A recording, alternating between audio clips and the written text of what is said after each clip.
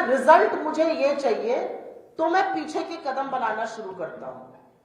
Reverse engineering के इस process में मोदी सरकार ने मन बना लिया था कि राहुल गांधी जी की सदस्यता को रद्द करना है, सदस्यता को खत्म करना है। और वो मन तब बना जब 7 फरवरी 2023 को राहुल गांधी जी ने 50 मिनट के अपने संबोधन में नरेंद्र मोदी और गौतम अडानी की कलई खोलकर रख दी, उनका बेनकाब कर दिया, उस सच्चाई का पर्दाफाश कर दिया जो आज सारा देश पूछ रहा है। ये रिश्ता क्या है अडानी और मोदी का, और अडानी पर इतने मेहरबान क्यों है मोदी और जांच क्यों नहीं कराते हैं। रिवर्स इंजीनियरिंग ये थी कि हमें इनको डिस्क्वालीफाई करना है, इनकी सदस्यता रद्द करनी है, क्योंकि जब जब ये सदन में बोलेंगे तब तब और पर्दाफाश होगा। तो रिवर्स इंजीनियरिंग में रिजल्ट पता था, अब उसके लिए ट्रिगर चाहिए था। ट्रिगर क्या हो सकता है? एटलीस्ट 2 साल की सजा इनको मिले जिससे कि इनकी सदस्यता रद्द हो जाए, ये ट्रिगर था। अब उस ट्रिगर के लिए एक ऐसा केस चाहिए था कि वो काम तुरंत हो जाए।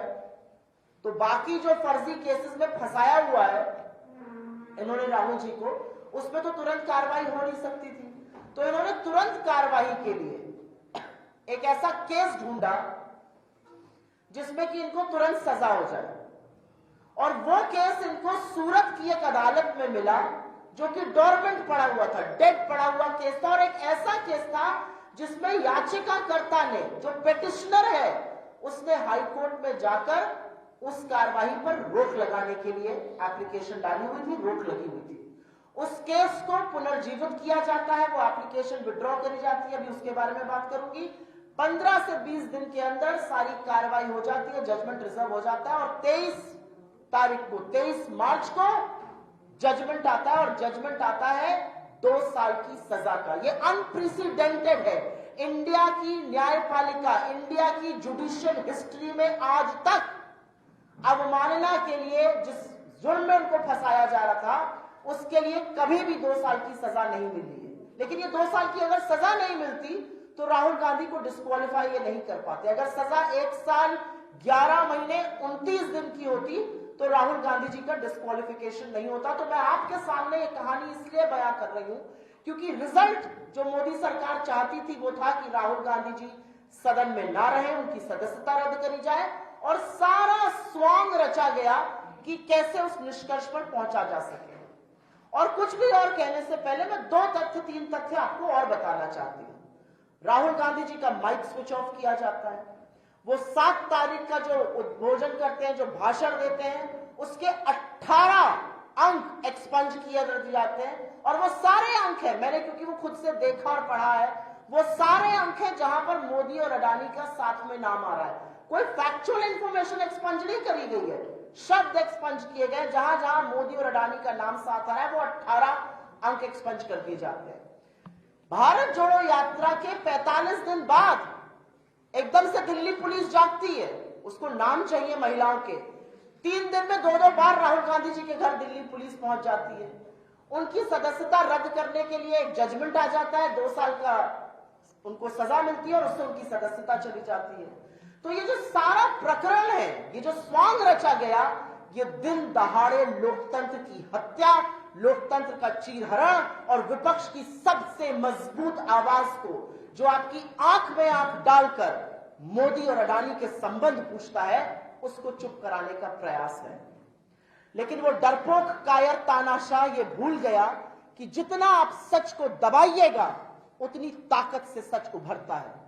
सच की ये ताकत है, आप सच पर जितना दबाव बनाइएगा, सच वहां से और तमाम जगह से उसी ताकत से उभरता है, और वही हुआ। राहुल गांधी जी 4 बार के सांसद हैं। जनता ने चुनकर उनको अपना आशीर्वाद देके सदन में पहुंचाया, और जैसा कि हर सांसद को घर मिलता है, उनको भी घर मिला। उनकी सदस्यता रद्द करने में जो तत्परता मोदी सरकार ने दिखाई, वो घटिया राजनीति है। आपको लगता है राहुल गांधी जी अगर सदन में नहीं रहेंगे तो वो डर के बैठ जाएंगे, आपको लगता है आप उनका घर छीन लेंगे तो वो चुप होकर बैठ जाएंगे। राहुल गांधी जी की रगों में वो खून है जिन्होंने उन्हें शहादत दी है, और राहुल गांधी जी उस परिवार से आते हैं जिसने 40 बीघे के ऊपर बना हुआ आनंद भवन और स्वराज भवन जैसे राजमहल इस देश की आजादी के लिए दान में दे दिए थे। वो उस दादी के पोते हैं जिसने अपने सारे जेवर 1962 के भारत चीन युद्ध में भारत के राजकोष में दान में दे दिए थे। आपको लगता है राहुल गांधी जी को इससे फर्क पड़ेगा? आप मुगालते में हैं, आपके दांव एक के बाद एक गलत पड़ रहे हैं, क्योंकि आपके सारे दांव इस देश के विपक्ष को चुप कराने के लिए, लोगों को भ्रमित करने के लिए, विपक्ष को डराने और धमकाने के लिए है। विपक्ष लामबंद होकर आज सारा विपक्ष एक साथ एक समूचे स्तर से एक ही मांग कर रहा है। अडानी के ऊपर आक्षेप बहुत सारे हैं, अडानी के ऊपर आक्षेप बहुत गंभीर हैं, आरोप बहुत गंभीर हैं, उनकी जांच कराइए, जेपीसी गठित करिए। अगर आपका गिरेबान साफ है, अगर आप कोई चीज छुपाना नहीं चाहते, तो आप जेपीसी से क्यों भाग रहे हैं? 75 साल में पहली बार सत्ता पक्ष सदन नहीं चलने दे रहा है। सत्ता पक्ष नारेबाजी करता है, वेल में आता है, अवरोध पैदा करता है कि सदन ना चले, क्योंकि सदन चलेगा तो अडानी और मोदी की बखिया और उधेड़ी जाएगी।